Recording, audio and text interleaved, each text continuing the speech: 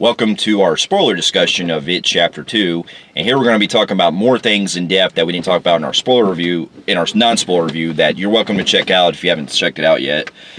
So the movie pretty much opens actually the same way that the book did, where it takes place in 27 years later in the opening of Derry, where it shows in the book, like in the book, it has Adrian Mellon, who's a gay man, and his boyfriend. They're at this carnival and everything, and they end up getting picked on by these bullies that come around. And it was already from the get-go. I was already really fucking like into this. I like that. It set up a great fucking tension in this part where it shows him getting picked on by his. They fucking smashed the shit out of that dude's face. Yeah, I know. They break the fuck out of him. I mean, the beating was one of the most severe beatings I've seen in a while in a movie. Yeah.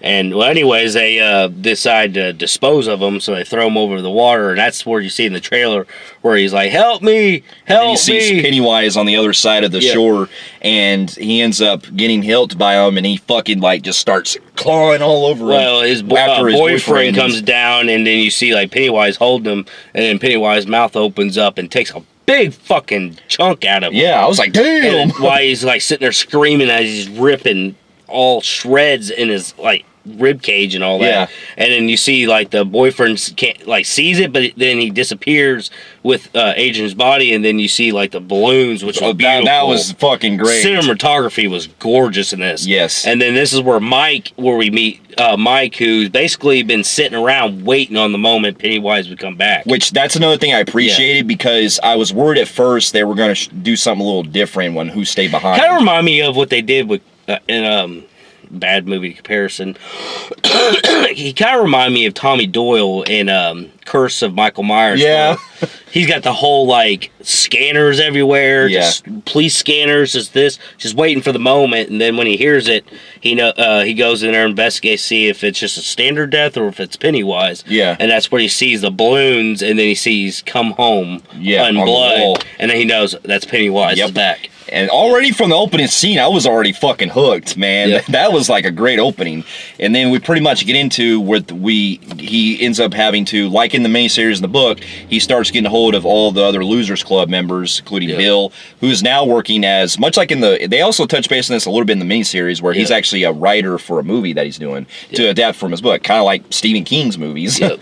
And he's basically working with, and he gets the call from Mike after he's working on this movie, and he ends up coming there. And then you also got Eddie, who's now working as a pretty much insurance agent, and he ends up getting into a wreck after he's going down the road talking to Mike and all that. And you got Richie, who's now a comedian. He's a comedian who's kind of on his downfall of his career, and then you get Beverly, who, like the miniseries, she's with a abusive man, hinting, she marries the father figure. And that's what Eddie does too. He marries a mother-liked woman who's in the book. In the book they did that. In the miniseries, they didn't actually have him marry. He was still living with his mother. Yeah, he was still living with his mother. Which was, not to go off topic, but I found it weird that in the miniseries the mother was like, looked the same age. Yeah, and this one they actually kill her off with cancer. Yeah. And pretty much you have it to where you also got they all pretty much come together after Mike gets a hold of him. And Ben's an architect. Ben's an architect, like the miniseries in the book, and he's also lost a lot of weight over the years. Well, he kind of did in the first movie. Yeah, he did. He lost. John Ritter was skinny in that film, believe it or not. Well, he wasn't like skinny, but he was in shape, basically. Very good shape. Yeah. But you also had Stanley, who, if you remember, he was the one that was very afraid from the whole group. He's pretty much the only one that, in a very emotional scene, like you remember from the book and the miniseries, he can't make it. So he ends up going to the bathroom and cuts his wrist, which I'll admit, I mean, the miniseries I thought was, it still was creepy. I thought this was better. This one, the emotion was there. The emotion was there. It showed us more. But with the music and all that stuff, I thought that maybe the miniseries might have done it better because he spelled it out. Well, they do it in a flash form because they do that too later on in the movie. Yeah, but I must have. Yeah, but anyway, it is emotional because he's like, he's smiling and you can see he's just cutting his wrists, and because he remembers the the blood oath that he did with the Losers Club. Yep. And I remember seeing that scene. I was like, damn, that's fucking emotional. And then pretty much after they get invited to the restaurant, we they start to touch base with each other and everything, and then we get probably the first probably my second favorite creepy scene in the entire film when they start getting all the fortune cookies and shit, and they start putting the words, guess Stan couldn't hack it. Yeah. Couldn't make it. Couldn't cut it. Yeah. And then Stan couldn't cut it as like a point and make fun of that Stan slit his wrist and they don't know it yet. Yeah. So he couldn't cut it to get there, which was clever. And then like the miniseries, the fortune cookies start sprouting out like animals and shit. Yeah. Which I will say that the miniseries did a little bit better as far as the look, because this one, some of it was CGI. Yeah, but I will say when that's happening though, we do get to see in the background like the floating heads of all the heads look cool, but I was a little kind of the first one they opened where it shows like the weird baby face. That one looked fucking creepy. It did look creepy. The problem is the CGI, and you'll hear me bitch about a lot of CGI in this film. Yeah, but I will say that one I thought was pretty good. Yeah. But yeah, and then as you remember, they pretty much get out of there after it all comes down. And this one did a lot. While the miniseries did this, but I thought this one did better on as far as like detail, is a lot of them still can't remember what happened 27 years ago. They're only remembering from the scar they had. Yeah, and they remember snippets of seeing the clown, but they don't remember everything at all. Yeah. So they start remembering the clown more, and then they start realizing, oh my god, Loser Club, how did I remember that?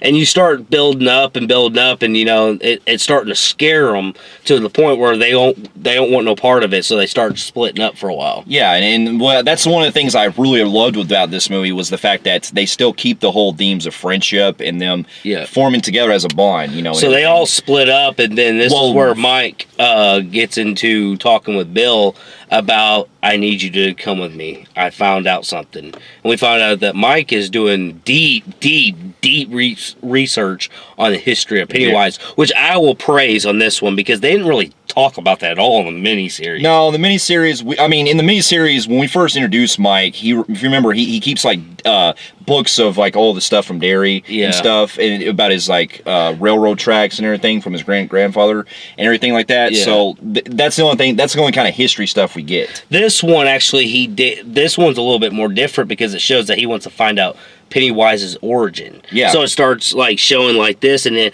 apparently he finds out that he did some like trip where he went and saw some Indian artifacts. Yeah, and it was pretty much called the ritual of Chud, yeah. And which is a big part in the book, because basically what it is, there's a thing called the smoke hole, where pretty much they do this Indian ritual that basically ways to defeat evil. Yeah. And he wants Bill and the group to do all this to help him out with it. Because apparently we find out that Pennywise came over 1 million years ago, but you kind of questioned why did he wait so long when he crashed? Why did he not even ever come out and do anything? And we find out that he did once, but this ritual Chud from these Native Americans way back in way old times did the Chud and put him at dormant. Well, and it's also established that dormant. Yeah, and then he comes back every 27 years, and it's. Yeah, and pretty much he keeps like this artifact that he got.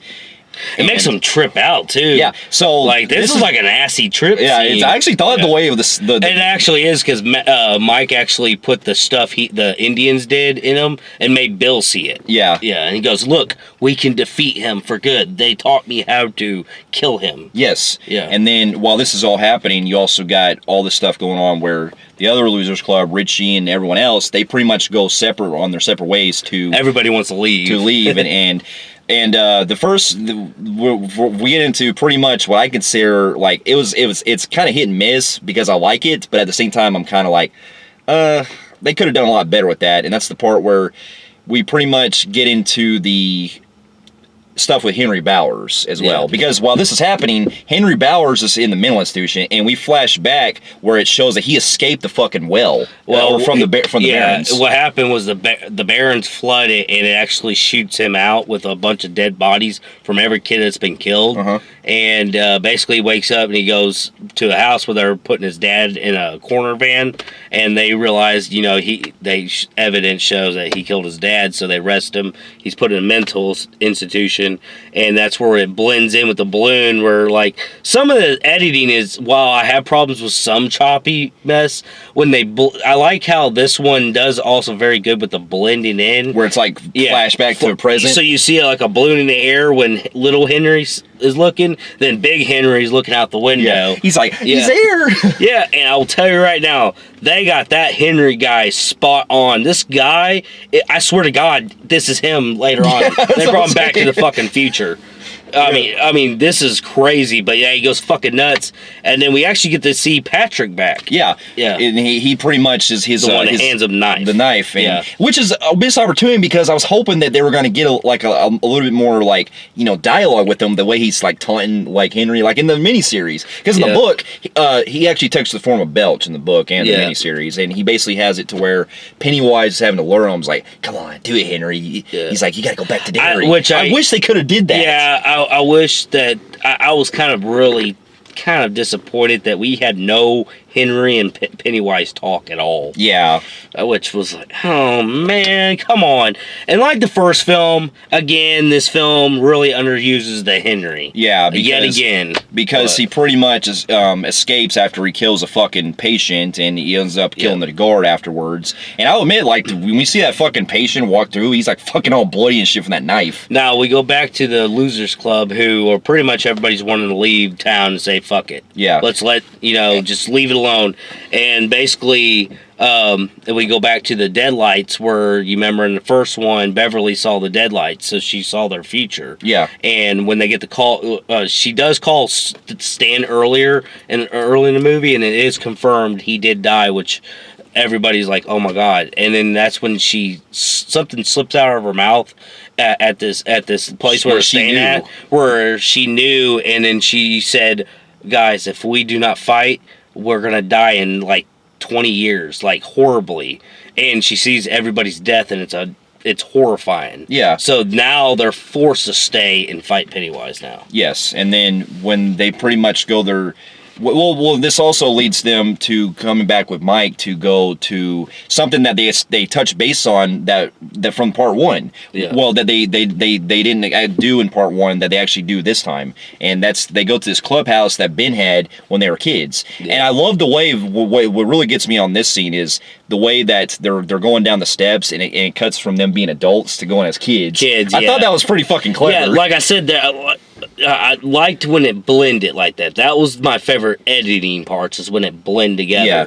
Because this one really digs deep, where like almost every scene for the adults is the children. And it brings more basis, and basically what it's doing, it's filling us in on that month breakup they had, but then that kind of like where they kind of came together.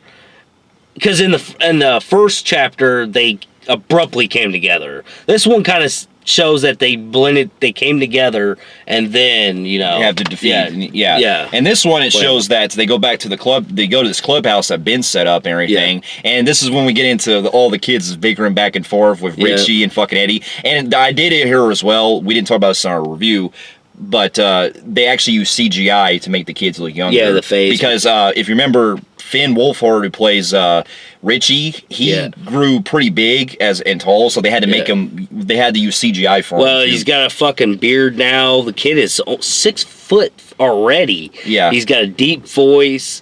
I mean, he's got his Adam's apples big. I mean, he does not look like he did in 2017. Yeah. And then even Eddie's looking older, and you can tell they kind of. It didn't look Superman bad, but it was good. You can tell. Yeah, you can tell. But it's also the only thing that they liked was that their voices. You can tell they changed. Like the main one that really changed was Eddie. You can tell his voice was different. Yeah. But Richie's still sounding pretty good. And everyone else did. It's just you can tell because Eddie was kind of like reaching puberty now in real life, especially after Shazam. Yeah. You can tell his voice is different. Yeah. But anyway, I love that they go back to this because it establishes that it digs more deep into their friendship. Yeah. Which I do like, but I feel like also it overshadows a lot of the runtime, which is a disappointment. True, but they also have it to where when they're doing all this stuff, Mike ends up taking the group back to the Barrens where that took place at, and their whole her plan is to do the ritual thing for the Chud. But we also forgot to mention there's a couple things that happen in between stories, which while it's cool because it brings us back to chapter 1 where Pennywise is killing kids, but it does make the film misconjointed. We get to one, which I thought was probably more fucked up, was this girl we see in the beginning of the movie where she lets the gay guy win. She is at a ball game and she sees this firefly and she follows it all the way, and it's Pennywise under bleachers. And basically, Pennywise, I love the scene because he's like saying like how ugly he is and da da da, and a girl can relate because she has a birthmark that covers half her face, her cheek, and he goes, I can help you, I can blow that away just for you, and it's more dialogue than what I'm saying, but basically it is 1, 2, and then he's just sitting there, just froze, and then she goes, you forgot to say 3, and then he just starts crunching. Fucking crunched half her head. I was like, damn, that was pretty fucked up. The only problem is it just comes out of nowhere because it felt like it's edited in because they were like, oh god, we didn't get any Pennywise movie scenes. Yeah. Oh, we got to have them kill kids. It can make it feel disjointed at times I got when it does that. And then, of course, we get introduced to a little boy in the throughout the movie. Story. Because basically when they split up, Bill ends up going back to his old. He actually stops by a store, which I gotta get into this. He stops by a store where he finds his old bike. Well, before we go into that, we gotta lead into what made them split up, and that's what happens. As Mike said, the part of for ritual Chud, you have to have something you remember. Ritual Chud to work. Everybody has to not only remember what happened 27 years ago, so you're going to have to remember Pennywise and what he did to you, and there's something key that they hold dear to their heart that happened while they were fighting Pennywise. Like, one was loved like this cap because he was so afraid of spiders. One was the January ambush card. Yep. And then the other one was like the coin, the inhaler was Eddie. Yeah, you got they gotta have these to put in the ritual for it to burn to do the ritual Chud, and so they have to set out to do it and then meet back there at the which I do like. I do. It sends them on separate journeys, which people were kind of conflicted on, saying, you don't go separate on Pennywise. It's common sense stupidity. Well, they even point that out when Richie says that. Yeah. But it's like, they really had no choice. So they do split up, and they felt like the only reason why they could do that, it would make Pennywise come out more. Yeah. And he does, because everybody gets their fucking story where Pennywise fucks with them. Yeah, especially like when we get with Bill going on his way back to his old house and stuff, and he ends up seeing the sewer. But before that, I gotta get this scene. He ends up coming across his shop where his old bike was, and and what do you know, when he goes in there, guess who shows up? Stephen King himself. Yep. I was like, he finally got a cameo. I will say that is the best fucking cameo. Now, let me go back. This was a good cameo. Back where we get Ben, who is working for an architect. He owns his own architect company. This big chubby guy is his guy who does all his talking for him. And that's the real Ben from the fucking miniseries. That was John Ritter, who played Ben in the miniseries. No, the kid. Oh, played the kid. Yeah. I remember him now. Yeah. That fat blonde guy. That is literally Ben from the miniseries. Oh, the kid. Shit, I forgot about that. Yeah, that was the Easter egg they did. Okay, that's cool. Yeah, I like that. You remember? Yeah, that was him. I remember. Yeah. So we got 2 cameos in this. That's awesome. Stephen King. Yeah, I love this cameo too by Stephen King, where he's like, I read your book. He's like, what? He's like, what did you think? I hated that ending. Yeah, fucking with them. I guess kind of hinting. We hated your ending from the miniseries. Yeah. In the fucking book. Yeah, because I think Stephen King admitted that the ending was done bad. Yeah, so he wanted to give a proper closure. Yeah. I think that was the whole nitpick, the whole story, because they give Bill shit for fucking making a bad ending in his book. Yeah. Yeah, so they're always pointing that out, and I think they're hinting, like, in subtext, is like, hey, you know, the miniseries ending fucking sucked. Because it did. Let's be honest. It was a big letdown. Yeah. So, but yeah, and then pretty much he gets the bite back, and he even says the famous line where he says, silver, away. The whole, and it has the silver, and it's all rusted. He comes up to the sewers where he goes to Georgie, where Georgie died, and it blends into where he was a kid. And I will tell you, this is pretty fucking sad, because this actually makes up for why he never went into that sewer in the first place in the first movie. Yeah, because I wonder why he didn't go there. He went in there and he was begging and asking, why did you have to kill my brother? And then you start hearing Pennywise talk. And then it goes back to older Bill where he hears it too, so he goes down there and it's an older Georgie. Yeah. And then he fucking pulls him down and starts fucking with him. He gets out, and then that's where we're introduced to the house where Bill used to live, and that's where we get a new kid that's living in it. Yeah, a new family. And he's basically telling the kid, get the fuck out. Yeah, don't go there at that sewer. Yeah, the kid said, I'm starting to hear talks in my drains, and he goes, clown? He goes, yes. He goes, stay away, tell your parents to move, and basically he's like, well, I gotta go to this festival thing. Yeah. This carnival.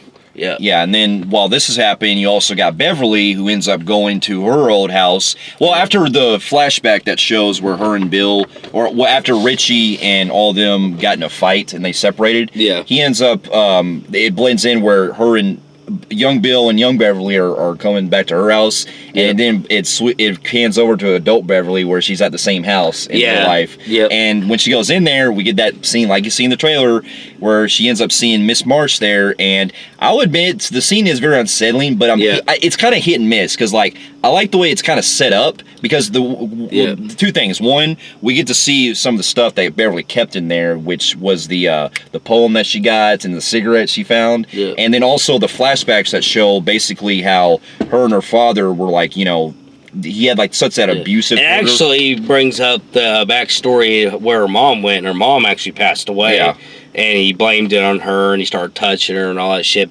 and all that crap. So it goes back to Miss Kirsch, and then Miss Kirsch is basically, you saw the whole thing in the trailer. But what I love about this is kind of goes back to Pennywise's supposed origin. Well, I'll get to that in a second, but it gets into like more Marsh, and then she you could tell she's like all decaying and stuff. And I will say that for a very unsettling scene, I did like the more background parts of it. Yeah. More than I liked where they showed the CGI of her. Yeah, because it looked like something out of because she takes the form of something like out of The Shining. And now, not in a good way, because the way it's all CGI'd, I'm like, this could have been worked maybe in Ready Player One's version of it, not the Shining's version of it. That's the problem throughout this film, is the CGI, and a lot of his shape-shifting, other than the leper, is really bad CGI. I hate to admit it. I gotta say it, but yeah, this grandma's like this all tall thing that you see. She's all like he said from Shining, but more like kind of like a taller, naked old woman version of Leper, but done CGI way. Yeah, and then she's chasing her throughout the house and stuff, and then it becomes like this kind of like old raggedy back in the olden days type house, and this is probably me personally one of my favorite scenes in the whole movie, and it's Bob Gray, and he goes, you haven't changed anything yet, and you see actual Bill Skarsgård as fucking Bob Gray, and you see him putting up, and he's like, close your eyes and see, and then he uses his long fingernails to slice the face and the blood, and then he starts to I'm hoping that they should have done more scary shit and creepy shit. That should have been the fucking whole movie. Like the chapter 1 did that. The problem is we get this cool scene and we don't see much more cool shit like this, because they were, again, like I said, they're possibly hinting at the prequel that they want to do it, which I'm down for, because I do want to see the origin of Pennywise, of Bob Gray and everything. But for what it is, they figured they went with the whole less is more approach. They went more of this one is more coming of age. Stand by me friends, stronger than that, to where I felt like it feeds off way out of the horror elements. I got you. But anyways, but then we get to also Ben's going back to his old school, where he ends up basically seeing the flashback that shows him and Beverly I guess it was after when school started back up during that month when they came back. Yeah. And he's basically talking to her about how she pretty much knew telling the note and stuff, and then you could tell that it's turned into Pennywise. And the moment it happens, I thought it was pretty fucking effective the way he actually literally turns into fucking fire. Yeah, she turns to fire. I will tell you, probably the only cool scene I did like out of this movie. This scene was the part where he hides in the locker, and Pennywise just like you see him in the background like this. The background scenes with Pennywise himself is, to me, the highlight scary moment. Yes. And it's underused because Pennywise, believe it or not, he's got a lot less screen time than the first movie, in my opinion, this one. But it was cool when he hid in the background like that. And I was like, whoa, what the fuck? And then, like, that's where he started fucking with them and shit. And, and he's like, come on, kiss me, fat boy. Which, that was from the miniseries. Yeah, I'm glad they did that as a good, tribute to that. Yep. And then he pretty much escapes. And then you also got Richie, who, this is something that they changed from the book to where he goes back to the old arcade studio, if you remember from part 1, where it showed the marquee of Nightmare on Elm Street 5 and all that, where he goes to the same theater place that was run down, and he goes in there to get the token for Street Fighter, the game, which was a kind of a anachronism, because that didn't exist till 92. So it didn't exist in 89. So but that's But anyway, he ends up having flashback to where he was meeting this kid who was the cousin of Henry Bowers, and you could tell that from the way that the scene goes is that he's kind of a closeted homosexual. He's got basically homosexual feelings toward somebody, and he just doesn't want to admit it.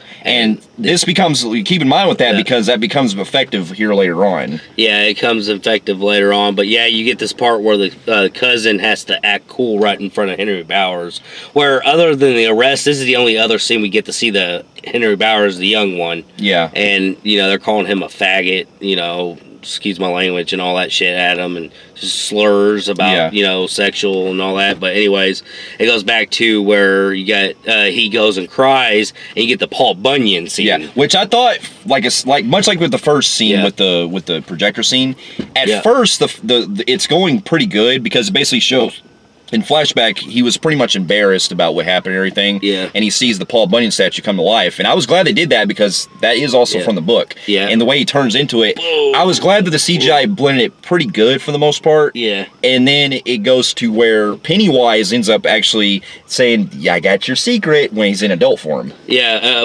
then the adult form happens, and this is where Richie is like, it blends back into older Richie.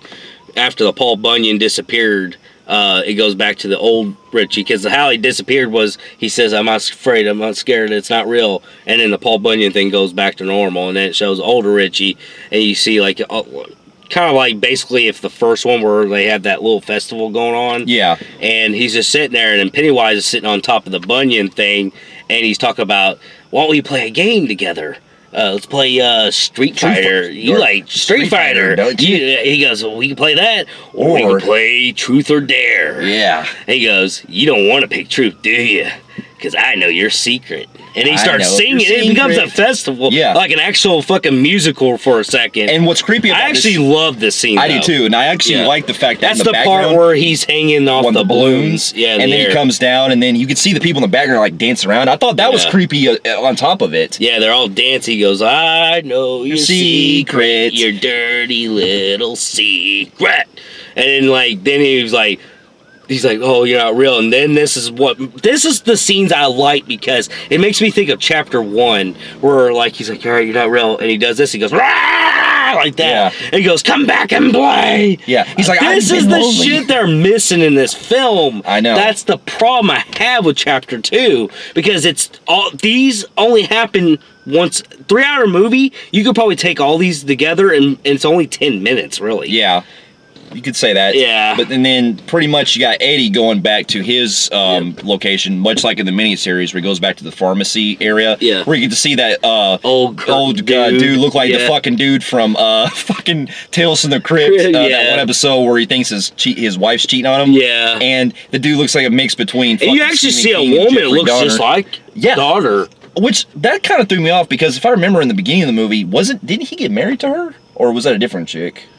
No, that little girl that's in there was the one that picked on Beverly. Right, I thought... And that was his daughter. No, that's what I'm saying. Didn't they hook up?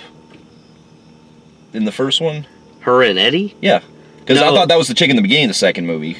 That, like, older version of her. No, they never got hooked up. I thought they looked similar. No, she talked shit because she put loser on his That's cast, right, yeah. And they had to change it to lovers later on. Yeah. But basically, the woman they picked to play the older version of that girl looked spot on. That was pretty good. I was like, damn. Yeah. And then he pretty much goes downstairs. And let me bring this up. Like the fucking first chapter, in the pharmacy, we get the same exact fucking cameo of Annie Moschietti. He was in the background again, shopping like he was in the first movie. Oh yeah, I remember. Yeah, he was doing it again, but this time he had like more like a mullet this time. Yeah, I got you. Yeah, I noticed him. I was like, there he is doing the same shopping again, the same dude. Yep. Yeah. And then he starts hearing his mother like crying out and stuff, and he ends up going to the basement area of the pharmacy, and we get to that scene where I will admit there's a pro I have with this, and there's kind of a con. Yeah. Well, actually, no. I'll say this was effective because he pretty much goes to try to fear her and stuff from the leper that's approaching. I like the fact that they're still sticking with practical as the leper. There's a little CGI render, but for the most part, he still looks practical. The thing I praise about this scene was I like the setting with all the needles, and it reminded me of something like Saw, like ish. Like I was like, ooh, yeah. And she's strapped to his chair, and the leper's chained up, like just fucking with her. And then, like, he does the whole throwing up on him. It's a lot of people complain that they felt like a lot of shit was when they met their fears again. It was the same rehash. Yeah, but what I appreciate with this scene though is the fact that Eddie actually faces fear, where he pretty much starts strangling the fucking leper. That becomes a great arc for him later on in the film. Yep. And then, but my only big minor nitpick is, much like with a lot of the scares they do in this film, the tone throws you off because they start playing this weird music at first that's supposed to be funny. Why was that edited in for 2 seconds? I know, I was like... I hate to say it, but it kind of reminded me of fucking Jenna Shits with the whole Bad Boys thing. Yeah, I was like... That kind of really just like... What was it felt like it was edited in so poorly that you actually fucking heard them shut off the tape. Yeah. It was like that bad. I was like... Okay. Yeah, I mean, if it wouldn't have played that music, it would have been more effective and maybe not do... Yeah. I mean, you could still do the whole, like, throwing up and stuff, but playing that music just throws the tone really kind of off. Like, I almost thought, like, you got to be careful when you do this because I felt like this film, while I do like how they're cussing, tone, they did it in the first movie and stuff, but I felt like this one almost made the film go on spoof level. That was my problem with the comedy. Yeah. It was too overly done to where I felt like they were spoofing it. It was kind of becoming a little too not satirical. Self-aware? Self-awareness. Kind of almost like they're realizing this isn't to do that because it's... No. But anyway... After that, they pretty much having to meet back with Mike and all that, and then, well, when they go back to the motel, or the hotel they're staying at, that's when we get Henry Bowers pretty much show up after Richie pretty much leaves, and to pretty much go separate ways, and then we see that he fucking stabs fucking Eddie right in the fucking mouth. I was like, damn! Yeah, and then Eddie stabs him, which I was glad that he didn't kill him that instantly, because I really thought they killed him. I did too. I was like, no! I was like, oh man, that fucking quick. But then he survived, actually, and then ran off with Patrick. It just, like, felt weird to where Eddie was pointless, because he was just showing up every now and then. I was like, really? Eddie was pointless in the whole fucking storyline. But he was Henry Bowers, but Henry Bowers was more useful in chapter 1 than he was in this one. Yeah. Because all he was doing in this one was fucking showing up. Yeah, and he's trying to just kill him one by one. I was like... And then, pretty much... They did leave out the whole the N-word in this one. Yeah, I guess because they didn't want to do that. Yeah. But anyway, they end up having to get him out. And we also, this is another big instance where Eddie gets to pretty much face himself back where he stabs Henry Bowers. So that's another big pearl. Well, I was talking about Mike and the N-word. There's a scene later on where Henry tries to stab Mike again like he did in the original. In the original, he actually was successful, and actually that's what pissed me off. Mike never really was part of the end because of that. Yeah, because in the book he had to stay behind because he was in the hospital. Yeah. This one, I'm glad they didn't do that because I feel like Mike is becomes more of a leader, in my opinion. That's one thing I appreciate this a little more over two's Mike, is because in part one, Mike was a little out of the character. Besides Stanley, he was the only one that really felt like the most with less screen time. You gotta think. Bill is the leader in one. I like the whole transaction where Bill steps back and lets Mike become the new leader. Which is good, because I appreciate the fact that they needed to give more depth with him. Because with part one, Mike's hardly even fucking used in the first movie. So with this one, it was good that he plays the whole librarian thing and so on the history area and all that. And then when they have to go to the clubhouse and everything, or they have to meet up at the library and all that, so that's when you, like you're saying, get Henry Bowers who comes in, and then you get to see Richie pretty much take that fucking axe and start and stab him in the fucking head. After that, and after this, really, Henry's dead. Like, this is why he's pointless in the movie. I mean, and I felt like it was a disappointing, and it could have been fixed maybe, because this movie's almost 3 fucking hours, and that we'll get into, like I said, the cons and the whole like misuse of time. Yeah, exactly. But we also get it to where they pretty much have to go back to the source that it all came from. Well, first they go to Bill starts kissing, like him and I forgot. We have to go back to that. Let me go to that. So he gets into this thing where him and Beverly kind of like trying to connect again with the whole kissing, and like they did at the end of the first movie.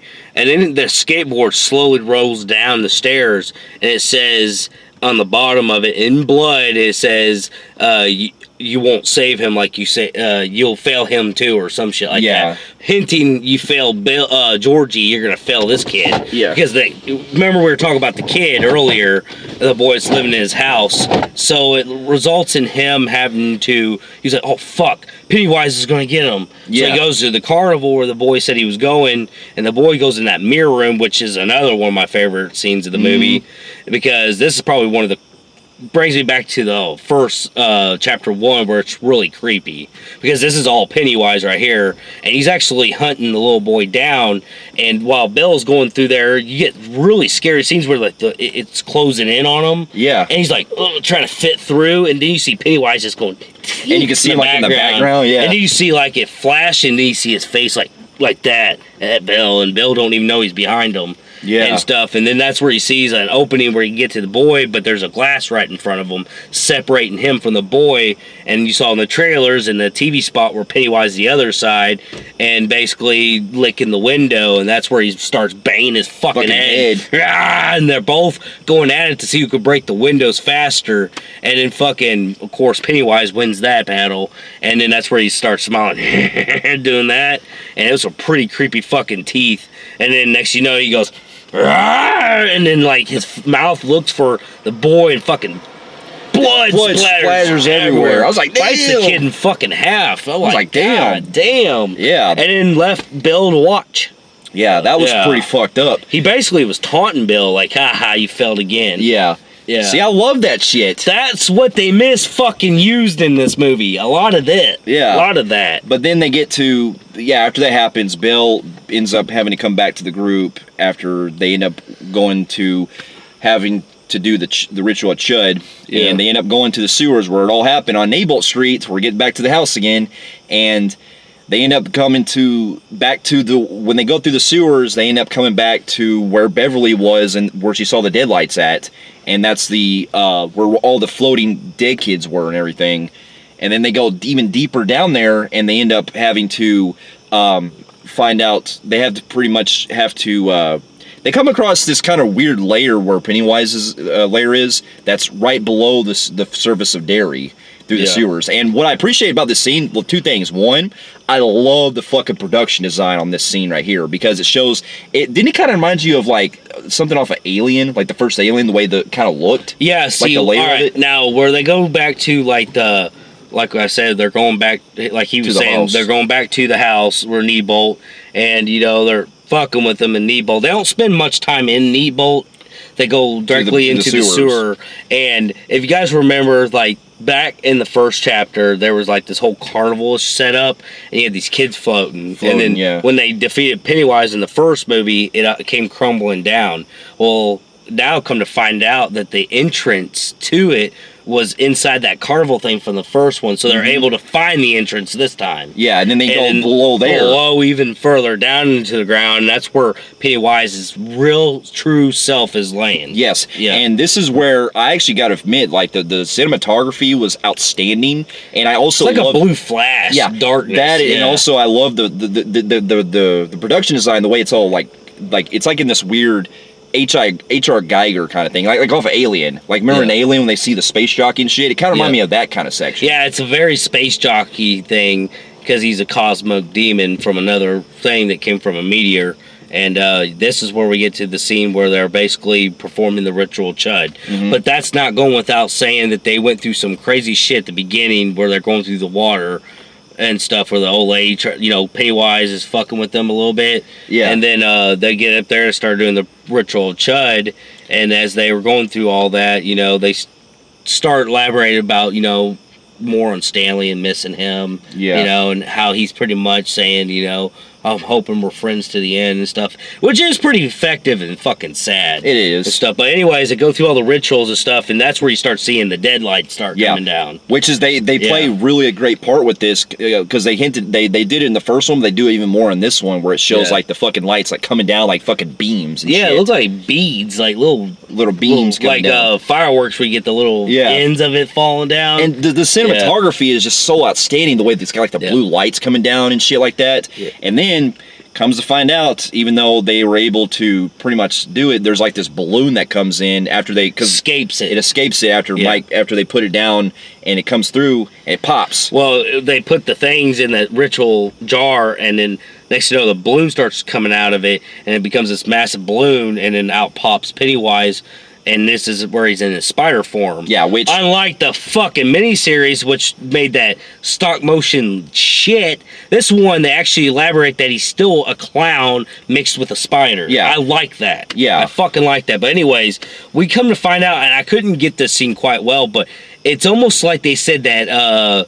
that Mike made it up. He did. He pretty much made it up, because in the story, in the actual way it really happened, everyone died. Yeah. Everyone actually died. I mean, the evil actually won, so they didn't actually defeat the evil from the ritual. Yeah, they didn't defeat Pennywise. He sliced them all up and killed them all. Yep. And he goes, Pennywise starts taunting them, saying, "Tell him the truth, Mike." Yeah. And then that's where you start seeing him turning that spider thing. And then he's all like, "Time to float." Yep. And that's where he starts really going at him as a spider, going after him, trying to buy. Which, while I'm glad they went that direction with the clown and spider, I'm a little hit and miss with some of the CGI they did. Yeah, some of the movements looked pretty weird.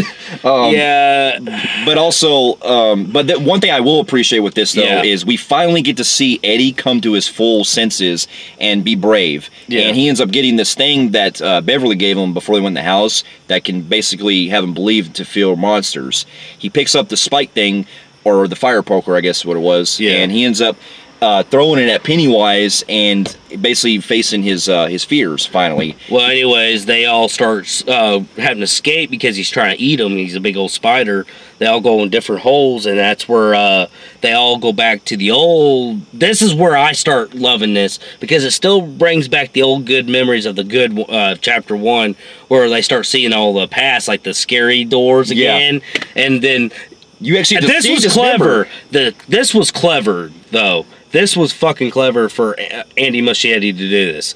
Was the fact that we saw the first half in the chapter 1. We saw the first half, like where they went in that door and it was a girl cut in half. We see her bottom half in this one. I thought that was pretty cool. Attention to detail he did on that.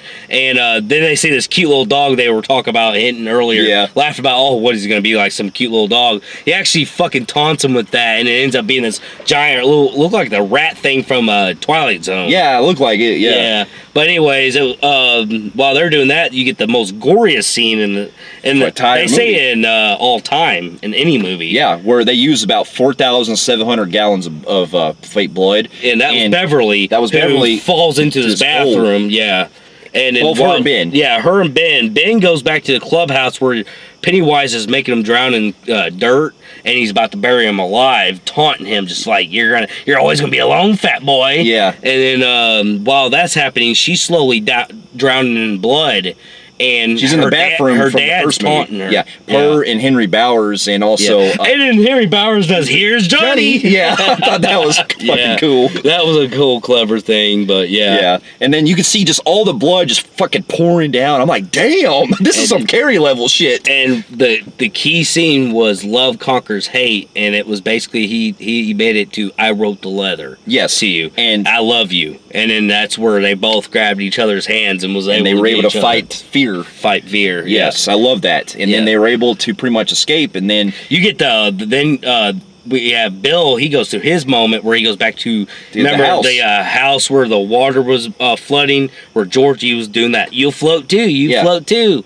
Well, this time he comes out talking to Bill, and instead that he goes, so you lied and I died. Yes, and then we could see Bill, adult Bill, seeing young Bill. It was kind of reminding me of off topic. It's kind of reminding me of that scene off of X-Men: Days of Future Past, where it shows young and old. Yeah, where it shows like the old, and then they kind of change timelines. Because you know what's really fucked up in this scene?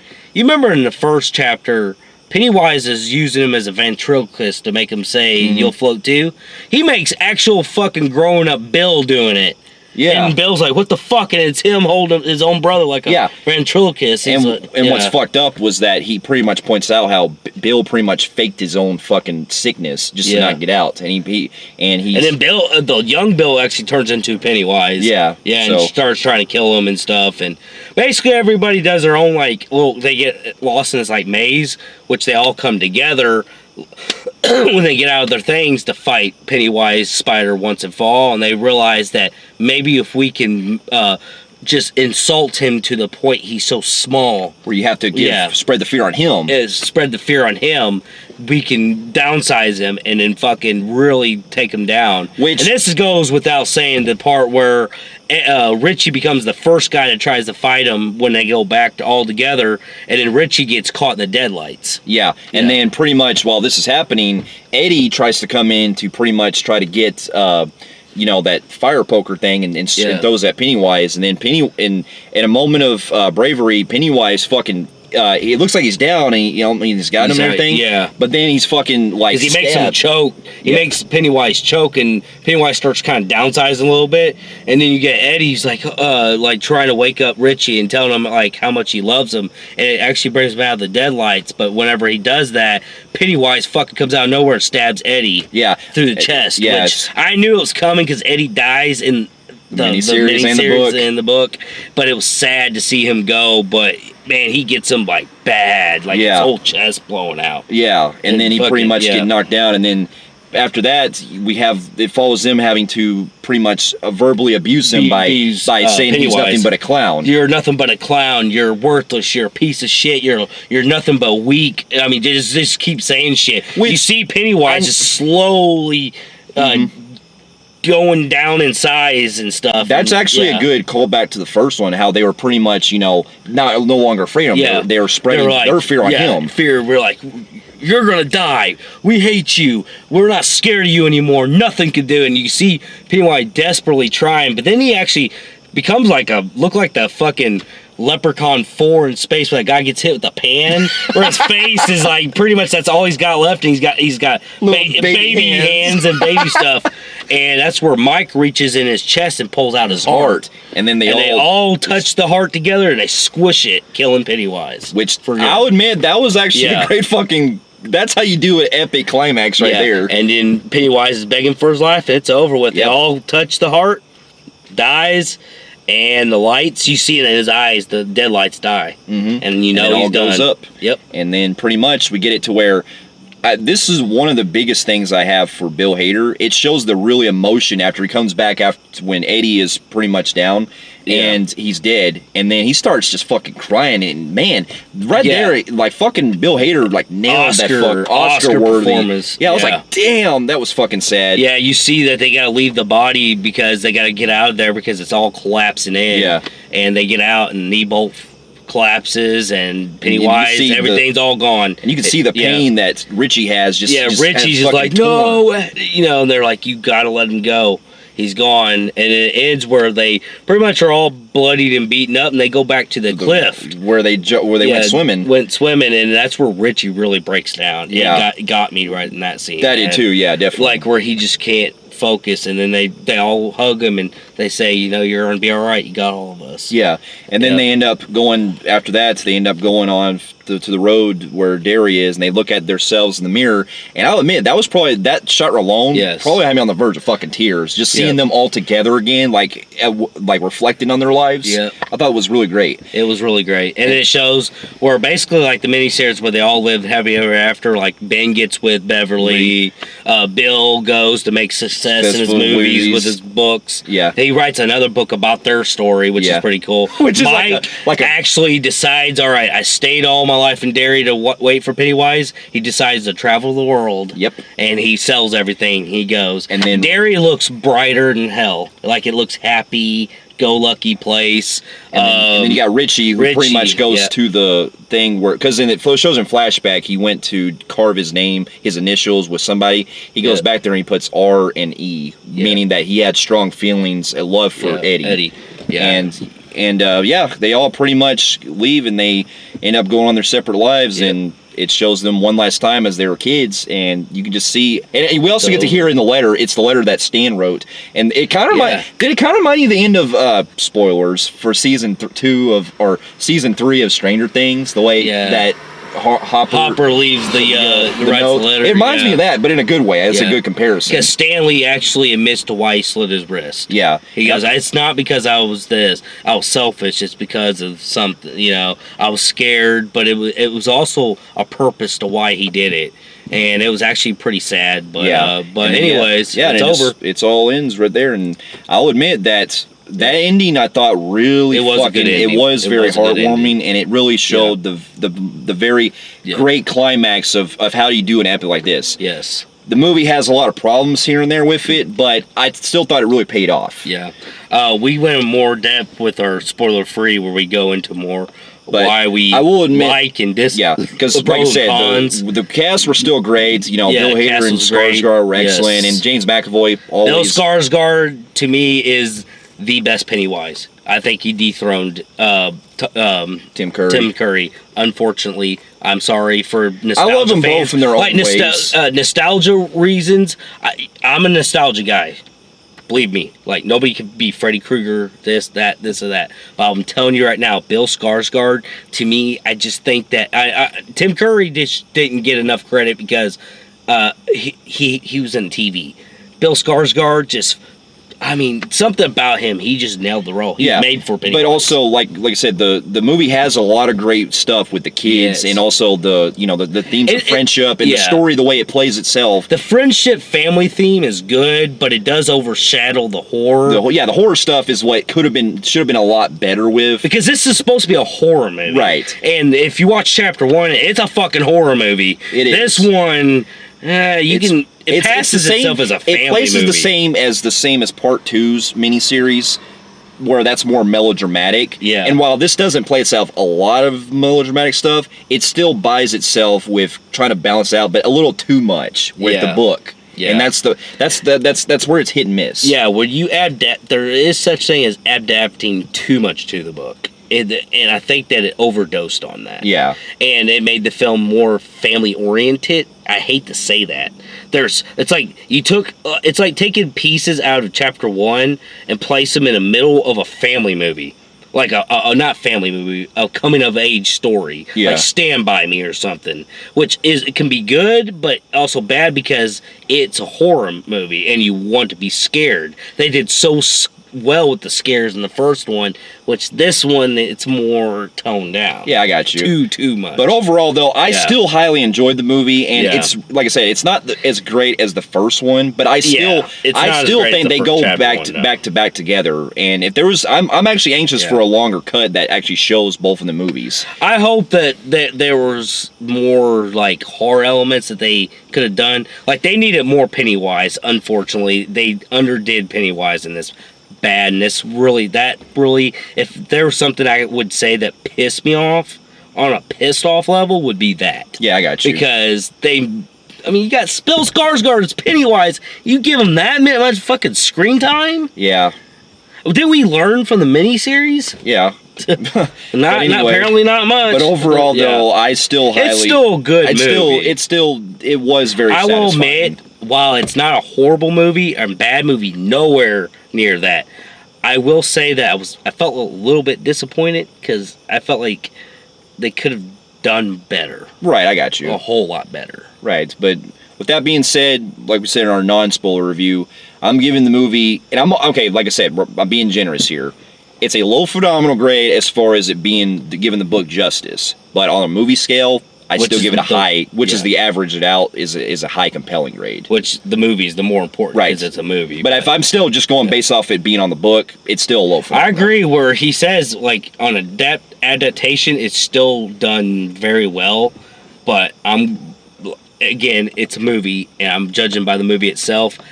I'm different from him. I was a little bit more disappointed he was, despite I thought it was good. So with that being said, I'm going with a high average Joe in the Film Phreeks meter.